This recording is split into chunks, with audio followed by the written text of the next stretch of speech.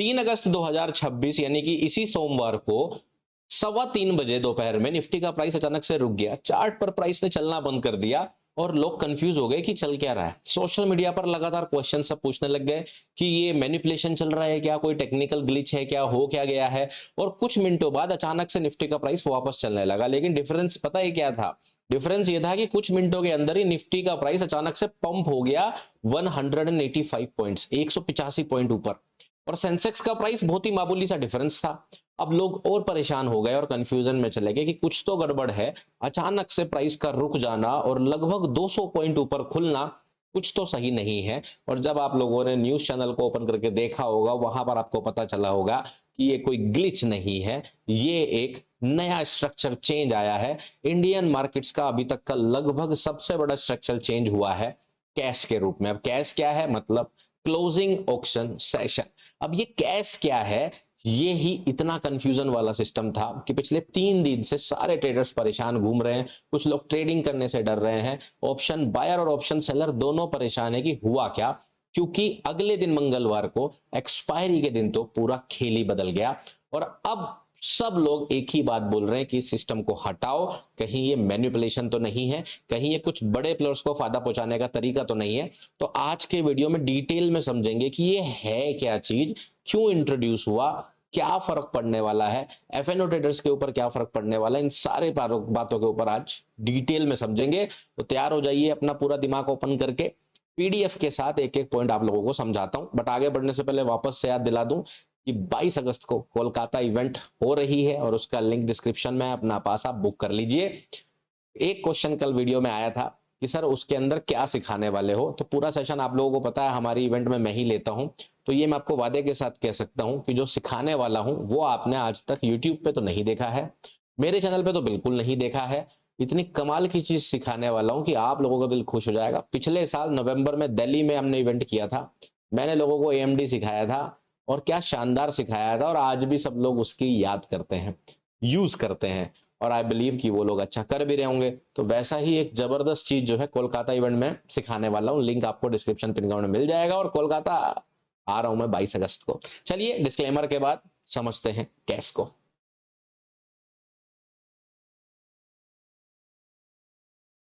तो एक बार देख लेते हैं वीडियो में हम लोग क्या समझने वाले हैं। हम समझेंगे कैश क्या होता है, क्यों लाया गया है, पूरा इसका प्रोसेस क्या है minute by minute, FNO traders पर क्या असर पड़ने वाला है, फायदे नुकसान क्या है, रिटेल ट्रेडर का क्या रीजन है, इसका बेनिफिट मिलेगा नुकसान मिलेगा, और म्यूचुअल फंड्स और आर्बिट्रेज के ऊपर भी चर्चा करेंगे थोड़ी सी कि ये बेसिकली है क्या। तो 1 बाय 1 जो है मैं इसको समझाने की आप लोगों को कोशिश करूंगा, ठीक है। तो नेक्स्ट चलते हैं, सबसे पहले क्लोजिंग प्राइस को समझ लेते हैं। अब देखो भाई, क्लोजिंग ऑक्शन का मतलब ही है कि जो प्राइस होगा स्टॉक्स का वो क्लोजिंग प्राइस जैसे कैलकुलेट होता था उसके अंदर ये बदलाव किया गया है।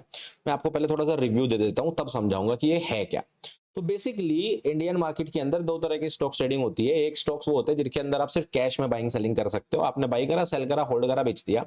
दूसरे स्टॉक्स होते हैं कुछ 200 प्लस स्टॉक्स ऐसे हैं जिनके अंदर फ्यूचर्स एंड ऑप्शंस की ट्रेडिंग होती है। ये जो फ्यूचर्स एंड ऑप्शंस की ट्रेडिंग इन 200 प्लस स्टॉक्स के अंदर होती है, उसके अंदर जो क्लोजिंग होता था, जो मार्केट का सेटलमेंट होता था, उसके पूरे प्रोसेस को चेंज कर दिया गया। अब वो चेंज क्या किया गया है वो तो हम चर्चा करेंगे, लेकिन पहले आप ये समझ लो कि ये क्लोजिंग प्राइस इंपॉर्टेंट क्यों होती है। तो जो लोग टेक्निकल एनालिसिस करते हैं उनके हिसाब से तो जहां पे क्लोजिंग हो गई वहीं पे ब्रेकआउट आ गया, इसलिए हम लोग यूज करते हैं क्लोजिंग प्राइस का। बट एक्चुअली में क्लोजिंग प्राइस का जो यूज होता है वो इन जगहों पर होता है। देखो जो आपके इंडेक्सेस जैसे बैंक निफ्टी, सेंसेक्स, फिन निफ्टी, इन सब के कैलकुलेशन में। इसके अलावा जो म्यूचुअल फंड्स होते हैं वो अपने एनएवी तय करने के लिए इसका यूज करते हैं। एफएनओ कॉन्ट्रैक्ट के सेटलमेंट आपको पता है क्लोजिंग प्राइस के हिसाब से ही होते हैं। पीएनएल आपके स्टेटमेंट, जो ब्रोकर का जो स्टेटमेंट आता है या एंड ऑफ द डे आपको जो दिखता है उसमें भी आपको क्लोजिंग प्राइस चाहिए। क्लोजिंग प्राइस के हिसाब से आपका प्रॉफिट लॉस घटिया बढ़ सकता है। और स्टॉक्स की प्लेजिंग करने के लिए भी आपको क्लोजिंग प्राइस की रिक्वायरमेंट होती है। तो इसका कैलकुलेशन बहुत इंपॉर्टेंट हो जाता है कि ये सही हो। अब सेबी का ये मानना था कि इसके कैलकुलेशन में कुछ छोटी सी चीजें जो है हम सुधार सकते हैं। इसका मतलब ये नहीं है कि पहले जो होता था वो खराब है, लेकिन इंप्रूवमेंट हर चीज की रिक्वायरमेंट होती है। जैसे पहले इंटरनेट आया, फिर इंटरनेट के बाद हम लोग जो है अब एआई का भी यूज करने लगे, पहले सिर्फ कंप्यूटर का यूज करें, तो हर एक चीज इंप्रूव हो रही है। जैसे आईफोन 15 आया, 16 आया, 18 आया, इंप्रूवमेंट के नाम पर। अब इंप्रूवमेंट होता है या नहीं होता, हर बार जरूरी नहीं होता, बट इंप्रूवमेंट करना होता है। तो पहले क्या होता था उसे समझ लेते हैं, जिससे आपको समझ में आए कि ये क्या किया गया और इसकी जरूरत क्या है। इसको थोड़ा सा डिटेल में समझेंगे।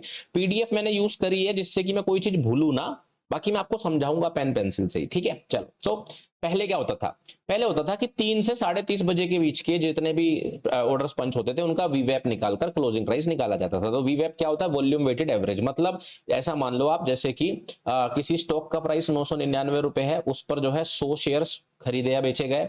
1000 प्राइस हो गया, उसके बाद उस पर जो है 300 स्टॉक्स खरीदे या बेचे गए। फिर 1001 हो गया तो उस पर जो है 250 स्टॉक्स खरीदे या बेचे गए, ठीक है।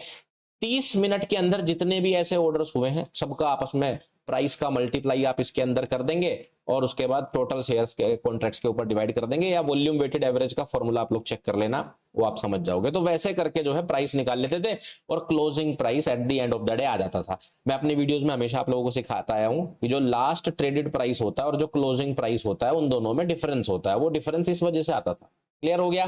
तो अभी तक ये होता था। अब क्या सीन है, अब जो है इस ऑक्शन के प्रोसेस के थ्रू करा जाएगा। मतलब बायर्स और सेलर्स के सभी ऑर्डर रख लिए जाएंगे और जहां पर सबसे ज्यादा शेयर्स मैच हो रहे होंगे वहां पर इसको सेट कर दिया जाएगा। तो अब क्वेश्चन ये आता है कि भाई जब अच्छा खासा काम चल रहा था इतने सालों से, तो इसको करने की नीड क्या पड़ गई, 3 अगस्त से एक सीएएस लाने की नीड क्या पड़ गई। तो उसका देखो मैं आपको रीजन बताता हूं। उसका सबसे बड़ा रीजन जो था मार्केट के अंदर, वो था मार्केट के मैनिपुलेशन को बचाने का, ठीक है। तो देखो ये मैं आपको दिखा रहा हूं सेबी ने बदलाव क्यों किया। अब मैं यहाँ पे आपको समझाऊंगा बिल्कुल बेसिक तरीके से, इसे भूल जाओ, अब आप सिंपल से समझो। देखो मैंने आपको बोला कि जो है ये मान लीजिए 1000 के प्राइस पर 400 शेयर्स बाई हुए, 1001 पर 600 शेयर बाई हुए और 1002 पर लेट सपोज 900 शेयर बाई हुए। करेक्ट बात है। तो अब आपने इसका एवरेज निकाल लिया, लेकिन सीन क्या होता था, इंडेक्सेस के प्राइस बहुत सारे स्टॉक्स के प्राइस से मिलकर बने होते थे। जैसे जेन स्ट्रीट वाला भी कांड हुआ था, आप लोगों को याद होगा। तो होता क्या था, कुछ बड़े फंड्स क्या करते थे, जो स्टॉक्स हैं कम लिक्विड स्टॉक है, एक बहुत बड़ा स्टॉक है, उसके अंदर हैवी बाइंग या सेलिंग कर देते थे, ठीक है। अब उसके अंदर हैवी बाइंग या सेलिंग अगर लास्ट में कर दोगे, मान लो 3:28 पे आपने कर दिया, तो उससे क्या फर्क पड़ेगा कि एक पर्टिकुलर प्राइस पर, लेट सपोज ये जैसे मैंने आपको बोला 1000, 1002, 1003, 1004 पर मैंने क्या काम किया, 50,000 शेयर बाई कर दिए। तो जब एवरेज निकलेगा तो वो एवरेज थोड़ा सा 1004 की तरफ झुक जाएगा। जो क्लोजिंग 1001 पर होनी चाहिए थी वो 1002 पर हो जाएगी। आप बोलोगे सर 1 रुपए से फर्क क्या पड़ जाएगा, अभी एक्चुअल में तो ज्यादा डिफरेंस आ जाता है। बट इससे क्या होगा, जब एफएनओ का सेटलमेंट होगा, फ्यूचर्स एंड ऑप्शन का जब सेटलमेंट होगा, तो आपका इन द मनी ऑप्शन ना आउट ऑफ द मनी हो जाएगा, या आपका out of the money in the money option हो जाएगा। तो इस तरह से मैनिपुलेशन के कुछ केसेस सेबी के सामने आए और सेबी ने कहा कि चलिए भैया इस मैनिपुलेशन को बचाने के लिए कुछ तो स्टेप उठाते हैं, और उन्होंने बदलाव किया। तो मैनिपुलेशन को बचाने के लिए जो नया तरीका है उसमें मैनिपुलेशन होने के चांसेस थोड़े से कम है। क्यों है वो हम आगे डिस्कस करेंगे। दूसरा क्या बेनिफिट मिलने वाला है, यहाँ पे लार्ज ऑर्डर का एग्जीक्यूशन थोड़ा बेहतर हो जाएगा, जिससे कि म्यूचुअल फंड्स को अपने पोजीशन एग्जिट करने में और इन करने में क्लोजिंग प्राइस पर थोड़ा सा कन्वीनियंस बढ़ जाएगा। और ग्लोबल अलाइनमेंट, जैसे कि ये जो ऑक्शन वाला फैसिलिटी है, ये already London, Nasdaq, Euronext, SGX, इन सब में पहले से चलता आ रहा है। हालांकि मैं आपको एक अंदर की बात बता दूं कि इन सब के अंदर एक्सपेरिमेंट करके ये काम किया गया था, इंडियन मार्केट्स में बिना एक्सपेरिमेंट के कर दिया गया, जिससे कि सारी समस्याएं पैदा हुई है। यहां पर जब सीएएस यानी कि ऑक्शन शुरू होता है, उस वक्त पर डेरिवेटिव्स की जो ट्रेडिंग होती है वो ऑलमोस्ट स्टॉप कर दी जाती है। यहां पर ऐसा नहीं है, जिसकी वजह से आई थिंक ये सारा ड्रामा चल रहा है। खैर ये चीजें हम समझेंगे आगे, और ये भी समझेंगे कि लार्ज ऑर्डर एग्जीक्यूशन कैसे बेहतर होगा, जब मैं आपको समझाऊंगा कि बेसिकली कैश का प्रोसेस है क्या। तो आपको ये दोनों चीजें यहां पर क्लियर हो जाएगा। बस ध्यान ये रखिएगा, ये लगभग 200-250 स्टॉक्स के अंदर ही है, बाकी सब अपने पुराने वीवेप के तरीके से ही चलते रहेंगे, उनके अंदर कोई चेंज इसके फिलहाल नहीं है, ठीक है। तो चलो अब समझते हैं पूरे कैश के प्रोसेस को, तो आपको सारी चीजें क्लियर हो जाएगी। देखो 3 बजे से लेके 3:30 बजे का ही सारा खेल था। तो यहां पर 3 बजे से 3:15 तक बिल्कुल नॉर्मल ट्रेडिंग चलेगी, इसमें कोई चेंज नहीं हुआ है।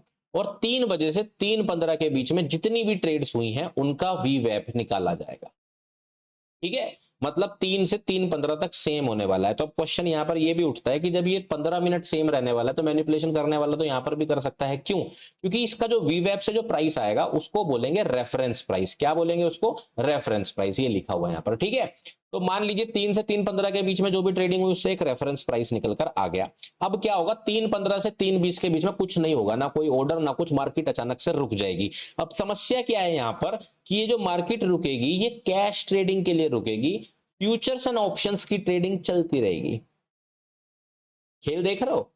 अब जैसा मैंने आपको बताया बाकी सारी कंट्रीज में यहाँ पर फ्यूचर्स एंड ऑप्शंस की ट्रेडिंग भी रुक जाती है, लेकिन हमारे यहाँ चलती रहेगी। अब यही सारे चैलेंजेस हैं। देखो इस वीडियो में कुछ अच्छा बुरा नहीं बताने वाला हूं, मैं आपको बताऊंगा इसके बेसिकली रीजंस क्या है क्या नहीं है, लास्ट में अपनी ओपिनियन शेयर करूंगा। तो बट बीच बीच में आपको ये थोड़े मोटे समझ ही रहे हो, सुनना पड़ेगा आपको, ठीक है। तो कैश ट्रेडिंग जो है वो बंद हो जाएगी 5 मिनट के लिए, कुछ नहीं, ठीक है। उसके अंदर हालांकि एक बैंड बनाया गया है कि रेफरेंस प्राइस मान लीजिए स्टॉक्स का जो है, अब ये इंडेक्स का नहीं हो रहा है, ये स्टॉक्स का हो रहा है, क्योंकि इंडेक्स का प्राइस तो स्टॉक्स के प्राइस से बनता है, ये ध्यान रखिएगा। स्टॉक्स के प्राइस की बात हो रही है, निफ्टी का प्राइस नहीं है। ये स्टॉक का प्राइस रुकेगा तो निफ्टी का ऑटोमेटिकली रुक जाएगा, ठीक है। सो इसमें +-3 का बैंड भी है कि इससे ज्यादा प्राइस मूव नहीं करेगा रेफरेंस प्राइस से, ठीक है। अब यहां पर आपका कोई भी ऑर्डर काम नहीं करेगा कैश मार्केट में, एफएनओ चलता रहेगा। अब सीन यही है, समस्या यही है कि जब कैश प्राइस नहीं चल रहा तो ऑप्शन के प्राइस कैसे देखें, चलिए इस पे आगे आएंगे। 3:20 से 3:25 पर मार्केट वापस से ओपन हो जाएगी आपके लिए, और आप यहां पर मार्केट और लिमिट दोनों तरह के ऑर्डर लगा सकते हो, लेकिन यही दोनों लगा सकते हो, ओसीओ, स्टॉप लॉस, ये सब नहीं लगा सकते। सिर्फ और सिर्फ मार्केट और लिमिट ऑर्डर लगा सकते हो। ध्यान रखना, stop loss, trailing stop loss, am कुछ नहीं चलेगा, आइसबर्ग वाइसबर्ग कुछ नहीं चलेगा, सिर्फ मार्केट लिमिट ऑर्डर चलेगा। और ये टाइमिंग ध्यान कर लो, अगर फ्यूचर्स एंड ऑप्शन ट्रेडिंग करना है 3:15 तक बिल्कुल नॉर्मल ट्रेडिंग है। 3:15 3:20 कुछ करने को नहीं मिलेगा, फ्यूचर ऑप्शन कर सकते हो, स्पॉट नहीं लेगा। 3:20 से 3:25 दोनों तरह के ऑर्डर लगा सकते हो। अब इसके बाद आगे भी कहानी है, 3:25 पर मार्केट ऑर्डर बंद हो जाएंगे, लिमिट चलते रहेंगे, ये मार्केट ऑर्डर बंद हो जाएंगे, लिमिट चलते रहेंगे, और 3:28 तक चलेंगे, ठीक है। बट यहां पर ध्यान ये रखना, 3:28 से 3:30 के बीच रैंडम क्लोजर होगा। अब से भी यही तो कह रही है, पहले समस्या क्या थी कि वो 3:28 3:29 पर अपना ऑर्डर मार देते थे। अब से भी कह रही है हम किसी भी सेकंड बंद कर देंगे, किसी दिन अचानक से 3:28 पर मार्केट बंद हो जाएगी, या ऑर्डर्स आने बंद हो जाएंगे। किसी दिन 3:29 पर होगा, और ये बिल्कुल ऑटोमेटिक और रैंडम होगा, किसी को इसके बारे में पता नहीं होगा। अब ऐसा बोल तो ऐसे ही रहे हैं, इंडिया में वैसे भी कुछ ज्यादा भरोसा होता नहीं, किसको क्या पता है किसको नहीं, बट ये रैंडम क्लोजर होगा इस बीच में कभी भी, जिससे कि कोई भी प्राइस को गैस ही ना कर सके। अब देखिए आपने ये करके प्राइस को तो बिल्कुल अनप्रिडिक्टेबल कर दिया। आपका कहना ठीक है, मैनिपुलेशन नहीं होगा, लेकिन हम जैसों का क्या, जो लाइन खींच के बैठे हैं, सपोर्ट रेजिस्टेंस खींच कर बैठे हैं, उन्हें तो पता करना था कहां जाएगी मार्केट। हमने तो ऑप्शन सेल कर रखा था, हमें तो क्लोजिंग पता करनी थी, लेकिन नहीं, उन्हें नहीं कहा, उन्होंने कहा हम तो बस मैनिपुलेशन रोकेंगे, हमें उससे मतलब है। ठीक है जी, चलिए तो पूरा प्रोसेस समझे। 3:15 पर एक वीवैप निकलेगा जिससे रेफरेंस प्राइस बनेगा, उसके बाद आप लिमिट ऑर्डर लगा सकते हो इस प्राइस को देखकर। अभी जो रेफरेंस प्राइस है ये आपको दिखाई देगा, ये रेफरेंस प्राइस आपको दिखेगा। उसके बाद जितने ऑर्डर्स यहां पर आते रहेंगे, उसके बाद ये रेफरेंस प्राइस थोड़ा बहुत प्लस माइनस मूव भी करता रहेगा। इसके हिसाब से आप अपनी फ्यूचर्स एंड ऑप्शन पोजीशन को मैनेज कर सकते हो, कर नहीं पाओगे कर सकते हो एज पर रेगुलेटर। और 3:28 के बाद एक अचानक से मार्केट क्लोज कर दी जाएगी, खत्म खत्म, अब नहीं लगा सकते ऑर्डर, हटो हटो हटो हटो, जैसे नहीं होता एकदम से कहीं पे सामान सामान बिकता था, मेले वेले में होता था, खत्म खत्म खत्म, वो तो एकदम फिनिश, मार्केट फिनिश, ठीक है। तो यहाँ पे खत्म, ठीक है। उसके बाद क्या होगा, 3:30 से 3:35 के बीच में अब पीछे कंप्यूटर्स एआई एल्गो अपने काम करेंगे, और वो सारे प्राइसेस की मैचिंग करेंगे। अब ये मैचिंग ही आपको समझनी है, सारा खेल इस मैचिंग का है। मैचिंग कैसे है अब समझो। मान लो एक स्टॉक का प्राइस जो है 998, 999, 1000, 1001, ये बहुत इंपॉर्टेंट चीज है, ये समझ गए आप, कैश समझ गए, ऐसे है, ठीक है। अब इस तरफ लगे मान लो 1000 कॉन्ट्रैक्ट्स, यहां पर लगे हैं 700 कॉन्ट्रैक्ट्स, यहां पर लगे हैं 50 कॉन्ट्रैक्ट्स, यहां पर लगे हैं 300 कॉन्ट्रैक्ट, और यहां लगे हैं 2000 कॉन्ट्रैक्ट, ठीक है। ये है बायर्स यानी कि बिड, और इस तरफ होगी आस्क, ठीक है। आस्क वाली साइड में सेम प्राइसेस पर ऑर्डर जो लगे हुए हैं, लेट्स सपोज 998 पर लगे हैं 300, ठीक है, यहां पर लगे हुए हैं 500, यहां लगे हुए हैं 700, यहां लगे हैं 2000, और यहां लगे हैं 300, इस तरह से लगे हुए। तो पहले क्या हो रहा था, जहां पे जिसका मन करे ज्यादा ऑर्डर मार के प्राइस को घुमा दे रहा था। अब क्या है, जिस तरफ बायर और सेलर के ऑर्डर मैच कर रहे हो, अब जैसे यहां पर 1000 ऑर्डर लगे हैं, सामने लगे 300, तो मैचिंग कितना है 300, भाई 300 बायर के लिए 300 सेलर, तो इस प्राइस पर 300 की मैचिंग है। अब 700 और 300, 700 और 500 में कितना होना चाहिए मैचिंग, 500 ऑर्डर का मैचिंग है, ठीक है। 700 और 50 में कितने की मैचिंग हुई, 50 की ही मैचिंग हुई। 300 और 2000 में कितने की मैचिंग हुई, 300 की मैचिंग हुई। 2000 और 300 में कितने की मैचिंग हुई, 300 की। तो सबसे ज्यादा मैचिंग कहां हुई, 500 वाले पर, तो यानी कि इसका प्राइस 999 सेट कर दिया जाएगा। ये है खेल। नहीं समझ में आया तो वीडियो थोड़ा पीछे कर लेना।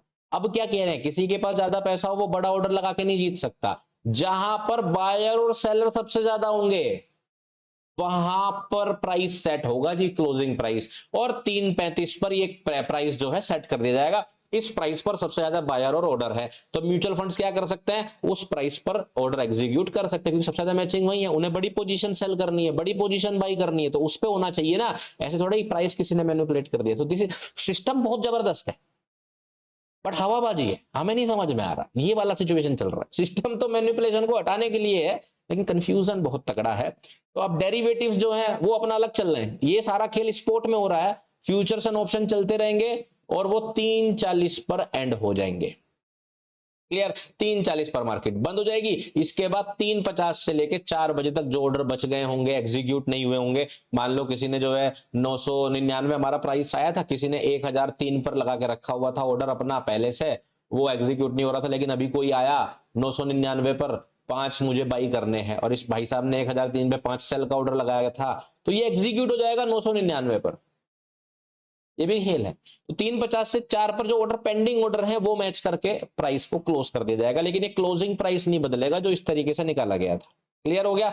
आई होप कि अब इससे आसान तो मैं नहीं समझा सकता था, but I will try my best. अगर अभी भी नहीं समझ में आया कमेंट कर देना, मैं और बढ़िया तरीके से इसको समझाने की कोशिश करूंगा, ठीक है। तो मार्केट ऑर्डर्स को मैचिंग में लिमिट ऑर्डर पर प्रायोरिटी मिलती है, लेकिन वही मार्केट ऑर्डर जो कि 3:25 से पहले लगे हों, 3:20 के बीच में, क्योंकि 3:28 के बाद तो लिमिट ऑर्डर लगेंगे। ये बड़ा डिफिकल्ट सा टास्क था, आई होप कि आप लोग इसे समझ पाए होंगे। ये पूरा प्रोसेस अब होने वाला है।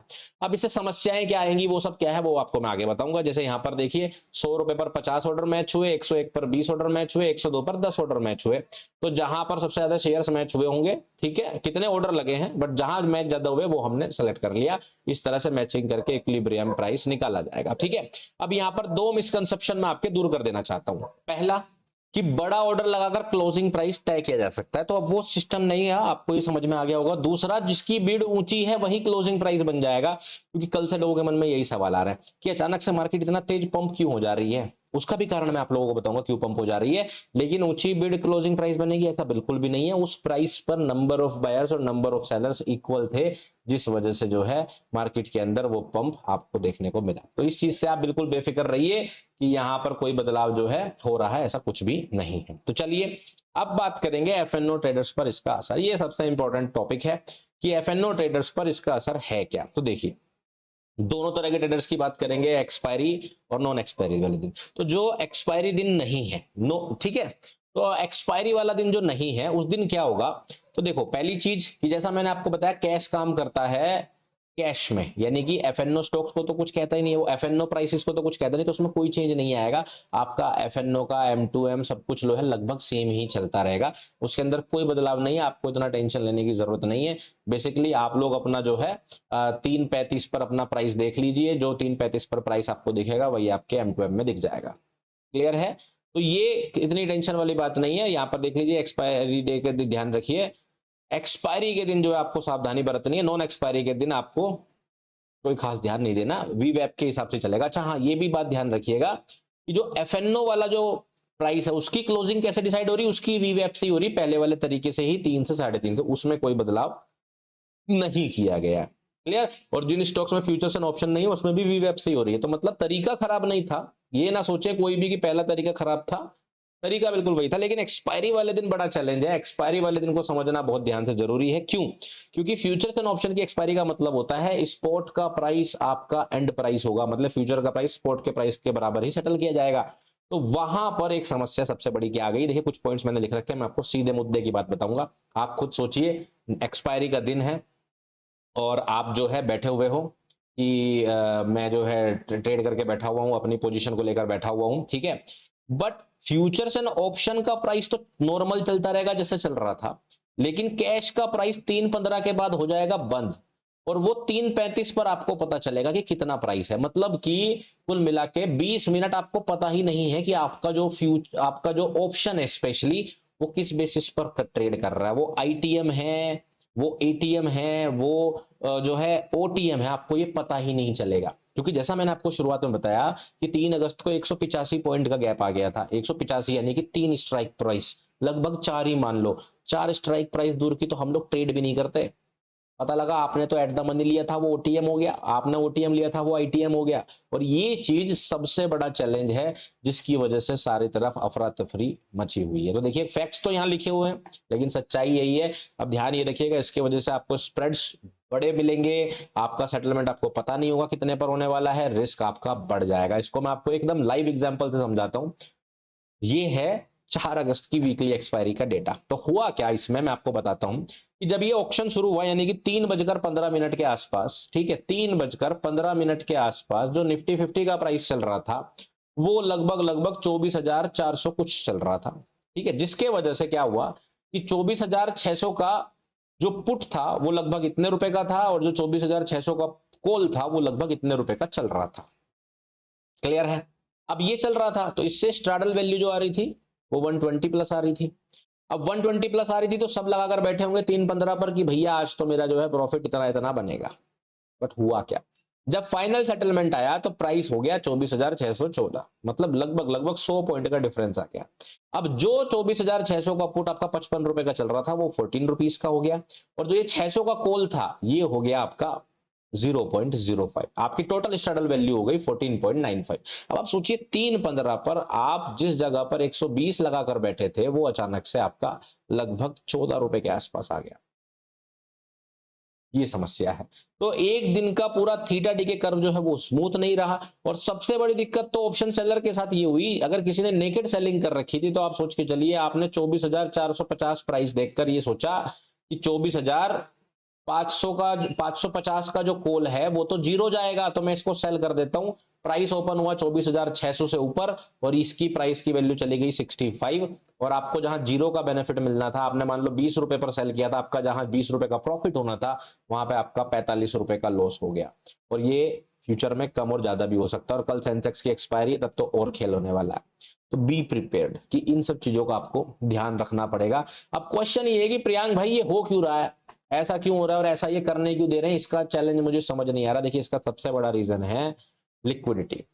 सीन क्या है, जैसा मैंने आपको बताया कि आपके जो मेजर ऑर्डर लगेंगे वो लगेंगे 3:20 से लेके 3:28 के बीच में। करेक्ट बात है, इन 8 मिनट के अंदर ऑर्डर। अब इन 8 मिनट में आपने ऑर्डर डाला ही नहीं, बहुत सारे लोगों ने नहीं डाला। कितने ही लोग डालते हैं? 3 अगस्त के दिन लगभग 55,000 लोगों ने इसमें ऑर्डर पंच किया था, सिर्फ 55,000। मार्केट पार्टिसिपेंट्स कितने हैं? बहुत सारे। जिसके वजह से समस्या क्या आती है, लिक्विडिटी का भी इशू आ रहा है। तो जो वो मैचिंग हो रही है वो बहुत दूर जाके मैचिंग हो रही है, जिसके वजह से वो पंप और डंप आपको दिखाई देगा। अभी आपको 3 दिन से पंप दिखाई दे रहा है, आने वाले दिनों में ये डंप भी हो सकता है। तो बी प्रिपेयर्ड। इसी वजह से मार्केट के अंदर अचानक से आपको बड़े गैप अप और गैप डाउन देखने को मिल रहे हैं, ठीक है। अब एक्सपायरी डेट पर जो है प्रैक्टिकल टेक अवेज मैंने कुछ लिखे, कुछ मैंने आपको बता दी कि देखिए एटीएम की फेयर वैल्यू आपको पता नहीं चलेगी, इसलिए 3:35 तक के लिए प्रिपेयर रहे तो ज्यादा बढ़िया ये है कि 3:15 पर जो आपकी पोजीशन है एग्जिट कर लीजिए, एक्सपायरी बेनिफिट मत लीजिए। 3:15 पर दिखने वाला प्रीमियम एक्चुअल वैल्यू है ही नहीं, कैश के बाद वो गायब हो सकता है। नेकेड ऑप्शन सेलिंग तो 3:15 से पहले क्लोज ही कर दीजिएगा। हेज भी अवॉइड करिए क्योंकि हेज में भी कुछ खास बेनिफिट नहीं है, पोजीशन स्क्वायर ऑफ कर लो। इनएक्टिव इक्विलिब्रियम प्राइस को फाइनल मत मानिए, जब ऑक्शन चल रही होगी तो आपको प्राइस अलग अलग दिखेगा, जिसकी वजह से आपका ऑप्शन प्राइस बहुत तेज फ्लक्चुएट करेगा। डोंट काउंट इट फाइनल, उसे फाइनल बिल्कुल भी मत मानिए। अब प्रो और कॉन्स की बात कर लेते हैं, सीधी सी बात है। फायदा क्या है, तो सबसे पहला मैनिपुलेशन रेजिस्टेंस, जैसा मैंने आपको बताया कोई बड़ा प्लेयर एकदम से प्राइस को मूव नहीं कर सकता। लार्ज ऑर्डर एग्जीक्यूशन बेहतर होगा क्योंकि जहां पर सबसे ज्यादा मैचिंग होगी वहां पर बड़ा ऑर्डर एग्जीक्यूट करना पॉसिबल है। 500 करोड़ 200 करोड़ के ऑर्डर एक ही प्राइस पर पंच हो पाएंगे किसी भी स्टॉक में, ये बेनिफिट है। ग्लोबल स्टैंडर्ड के साथ अलाइनमेंट करना उनका पर्पस था, लेकिन उनके रूल्स भी फॉलो करने चाहिए थे, एक्सपेरिमेंट होने चाहिए थे, जो मुझे लगता है जो उन्होंने नहीं किया, दैट इज नॉट राइट।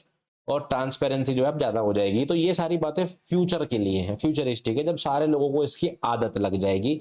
फिलहाल तो चैलेंजेस बहुत ज्यादा है, जैसे एक्सचेंज लेवल डाइवर्जेंस हो सकता है, जो आपको निफ्टी 50 और सेंसेक्स के बीच में दिखाई दिया कि बीएससी पर स्टॉक के अंदर अलग बिडिंग हो सकती है और एनएससी के अंदर अलग बिडिंग हो सकती है। इसका मतलब निफ्टी 50 या फिर किसी स्टॉक की बात करें, उसका क्लोजिंग प्राइस निफ्टी एनएससी में अलग दिखेगा, बीएससी में अलग दिखेगा। ये संभावना बहुत ज्यादा है। थिन लिक्विडिटी में प्राइस छलांग मार सकता है, जो हम देख रहे हैं 3 4 5 लिक्विडिटी है नहीं, प्राइस जैसे ही ज्यादा बायर्स एक तरफ आ जा रहे हैं, मैचिंग सबसे ऊपर जाके हो रही है, लिक्विडिटी ज्यादा है नहीं, ऑर्डर ज्यादा है नहीं, प्राइस पंप कर जा रहा है। कैश डेरिवेटिव के अंदर ज्यादा डिफरेंस आ सकता है, स्पेशली जिन दिनों में एक्सपायरी नहीं होती। रिटेल को सीखने के लिए अब बहुत सारी चीज सीखनी पड़ेगी, नई फेज है, नए तरीके हैं। कुल मिला के ये मान लो शॉर्टकट में ट्रेडिंग के 15 मिनट कम हो गए, 3:15 डब्बा बंद कर दो, ये समझदारी है फिलहाल जब तक ये चीजें सेटल नहीं होती। और अभी 2-3 दिन का ही डेटा है तो सैंपल साइज थोड़ा छोटा है, हो सकता है कि आज से 6 महीने बाद मैं आप लोगों को बोलूँ सबसे बढ़िया आइटम यही है, सबसे खराब चीज यही है, वी नेवर नो। बाकी बता दूं आज दोपहर में जो न्यूज आई उसके हिसाब से सेबी के जो सूत्रों से जो न्यूज आती है उसके हिसाब से वो इसको वापस तो नहीं करना चाहते, बस कुछ चेंजेस करना चाहते हैं। आई होप कि वो पॉजिटिव हो, लेट्स सी। ठीक है, रिटेल ट्रेडर के लिए इसका क्या मतलब है, सबसे बड़ा सवाल आपके मन में रहा होगा।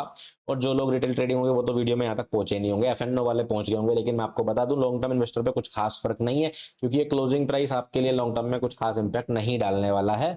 तो बेसिकली म्यूचुअल फंड्स में थोड़ा बहुत फर्क पड़ेगा, बाकी स्टॉक तो अपनी स्पीड से जा ही रहा है जहां जाना है। इंट्राडे ट्रेडर के लिए बदलाव आएगा, जी हाँ, 3:15 से पहले अपना क्लोजिंग कर दीजिए, नहीं तो बहुत रिस्की है, कुछ भी खिसक जाएगा, आपको पता भी नहीं चलेगा। ठीक है, अब स्क्वायर ऑफ भी जो है वो जल्दी हो रहा है, ध्यान रखिए, पहले 3:15 तक होता था, अभी कुछ ब्रोकर्स उसको 3:05 3:07 पर ही बंद कर देंगे इंट्राडे मार्केट को, तो वो जरूर चेक कर लीजिएगा। एफएनओ ट्रेडर के अंदर सबसे बड़ा बदलाव है वो तो डेफिनेटली जो है आपको मैं इतनी देर से समझा ही रहा हूं। ठीक है, 5 इंपॉर्टेंट चीजें जो आपको ध्यान रखनी है कि 3:15 के बाद कंटिन्यूएशन कैंडल नहीं बनेगी, तो मैकेनिज्म बदल गया, इसको आप अडॉप्ट कर लीजिए, सीधी सी बात। और इंडिकेटिव इक्विलिब्रियम प्राइस फाइनल नहीं है, जो इंडिकेट होगा 3:15 से 3:35 के बीच में। कैश और एफएनओ कॉन्ट्रैक्ट का क्लोजिंग नॉर्मल डे में जब एक्सपायरी नहीं है तो सेम नहीं होने वाला है, जब एक्सपायरी है तो सेम होगा, लेकिन तब आपको बहुत दिक्कतें फेस करनी पड़ेगी। निफ्टी की actual index value closing value से अलग हो सकती है, डेफिनेटली 3:35 पर कैश बंद हो जाएगा, लेकिन एफएनओ ट्रेडिंग चलती रहेगी 3:40 तक, तो ये बात ध्यान रखिएगा। ठीक है, अब म्यूचुअल फंड, इंडेक्स फंड और आर्बिट्रेज पर क्या असर पड़ने वाला है, तो आपको सीधा सा बता दूं, एनएवी की वैल्यू क्लोजिंग प्राइस के हिसाब से सेट होती है, जिसकी वजह से कुछ फंड्स के अंदर अचानक से आपको जो है प्रॉफिट ज्यादा दिखाई देगा, अगले दिन सुबह ओपनिंग होती है वो कम हो जाएगा, जिसकी वजह से कैलकुलेशन गड़बड़ा सकती हैं। कुछ म्यूचुअल फंड्स अपने रिटर्न्स ज्यादा दिखा सकते हैं, बट वो दिखा ही सकते हैं। लेट्स सपोज 31 मार्च को अचानक से इसके वजह से अचानक से तेजी से पंप आया, स्टॉक्स पंप हो गए, म्यूचुअल फंड के रिटर्न्स बढ़ गए और अगले दिन ओपन होती वापस प्राइस सेटल हो गया, नीचे आ गया, तो ये एक दिक्कत हो सकती है। ये पॉजिटिव भी है नेगेटिव भी है दोनों। आर्बिट्रेज फंड्स थोड़ा सा बेनिफिट इससे उठा सकते हैं जब तक मार्केट पंप हो रही, लेकिन जिस दिन गिरना शुरू करेगा इसी वजह से उस दिन आर्बिट्रेज फंड्स को बहुत नुकसान हो सकता है, क्योंकि वो फ्यूचर्स के अंदर सेल करते हैं, कैश को होल्ड करते हैं। ठीक है, तो ये चीजें आपको थोड़ा सा समझना पड़ेगा। ठीक है, बस आगे क्या है कि लिक्विडिटी और पार्टिसिपेशन बढ़ने से, जो मैंने आपको बोला, जब ज्यादा लोग इसको समझ जाएंगे, ज्यादा लोग इसके अंदर पार्टिसिपेट करेंगे, तो ये जो लंबे लंबे गैप है छोटे हो सकते हैं। अब 3-4 अगस्त को क्या हुआ उसके बारे में भी मैंने थोड़ा सा बोला था, क्लोड को ये बनाने के लिए, तो जैसा मैं आपको दिखा रहा हूँ 3 अगस्त को 24,589 था, क्लोजिंग खत्म होने तक 24,774, मतलब 390 पॉइंट का डिफरेंस आ गया। और निफ्टी 50 में 1.6% का गैप आया, लेकिन सेंसेक्स के अंदर 0.64 का। ये मेरे हिसाब से जहां मैं पढ़ रहा था कहीं पर कि पिछले 6-7 सालों के अंदर सबसे बड़ा डाइवर्जेंस है, इतना बड़ा डाइवर्जेंस यूजुअली होता नहीं है, तो आर्बिट्रेज करने में क्या जो लोग हेज करते हैं निफ्टी और सेंसेक्स को, उनके लिए बड़ी दिक्कत वाली बात है। यहाँ पर लिखा है देखिए 6 साल की सबसे बड़ा डाइवर्जेंस है निफ्टी 50 और सेंसेक्स का, और ये आगे भी आपको देखने को मिल सकता है। ठीक है, तो अब एक लाइन में मैं आपको वापस से बोलूं जैसा इन्होंने मुझे बोला हुआ है, ठीक है, कि एफएनओ एलिजिबल स्टॉक्स की नॉर्मल ट्रेडिंग 3:15 पर रुककर बाई सेल ऑर्डर को ऑक्शन में इकट्ठा किया जाता है, जिस सिंगल प्राइस पर मैक्सिमम क्वांटिटी मैच होगी उसी को क्लोजिंग प्राइस मान लिया जाएगा। ठीक है, तो पहले वीवेब से होता था, अब ये इसके थ्रू होता है। अब आपको आई होप समझ में आया होगा कि ये बेसिकली कैश है क्या, और आपको ये भी समझ में आया होगा कि इस कैश के चक्कर में भैया कैसे बचना है। क्यों? क्योंकि ऑक्शन की वजह से फेयर प्राइस डेफिनेटली आ रहा है। आप इंटेंशन सेबी का सही था मुझे लगता है, क्योंकि वो चाहते थे कि मैनिपुलेशन कम से कम हो, जेरी स्ट्रीट जैसे केस दोबारा ना हो, और ज्यादातर लोग जो नॉर्मल ट्रेडर हैं उनको मैनिपुलेशन से बचाया जा सके। लेकिन मुझे ऐसा लगता था कि इस स्टेप को फेज बाय फेज करा जा सकता था, कुछ एक्सपेरिमेंट करे जा सकते थे मॉक ट्रेडिंग के, सीधा ऐसे अप्लाई करना, बहुत सारे लोगों के लॉस हो गए, इतने बड़े बड़े गैप अप अचानक से दिखना, लोगों को पता ही नहीं है मैं पार्टिसिपेट करना है कि नहीं करना है, अवेयरनेस उतनी है नहीं, और उस तरह से लाना मेरे हिसाब से ज्यादा समझदारी नहीं है। लेकिन यहाँ पर रेगुलेटर का कहना है कि हमने तो जनवरी 2026 में ही सर्कुलर लगा दिया था कि अगस्त में ये होने वाला है, तो आप उल्टी सीधी ट्रेड कर ही क्यों रहे थे। तो खैर ये था कैश। आई होप कि इस वीडियो के अंदर मैं आप लोगों को समझा पाया हूँ। आपको समझ में आया कि नहीं आया मुझे एक बार कमेंट करके जरूर बताना। देखिए आप लोगों के लिए पूरा दिन मेहनत करके मैंने ये स्लाइड बना के वीडियो लेकर आया हूँ, तो एटलीस्ट कमेंट करके जाना कि आपको ये समझ में आया कि नहीं, मुझे पता चल सके कि ये वीडियो आपके काम आया कि नहीं आया। और कैश के बारे में आपके क्या विचार हैं भेजिएगा मुझे कमेंट्स में, मैं जरूर जो है उन पर राय डालूंगा, और मुझे कुछ लगेगा कुछ इंप्रूव करने का तो वो भी करूंगा, और अगर कोई टॉपिक रह गया है, कोई क्वेश्चन रह गया है, उसको भी मैं वापस से आगे आने वाली वीडियोस के अंदर सोल्व करने की कोशिश जरूर करूंगा। मैं आप लोगों से कोलकाता में मिलता हूँ 22 अगस्त को। जितने भी लोग कोलकाता और आसपास के हैं, मिलने आ रहा हूँ आप लोगों से मैं, है ना, तो वहां पर जरूर मिलेंगे। पासिस के लिए लिंक डिस्क्रिप्शन और पिन कमेंट दोनों में लगा दिए हैं। बाकी आपका कोई दोस्त पूछे भाई ये कैश क्या है, उसको ये वीडियो भेजना भूलना मत। चलिए नेक्स्ट वीडियो मिलते हैं। Take care of your family. Bye bye.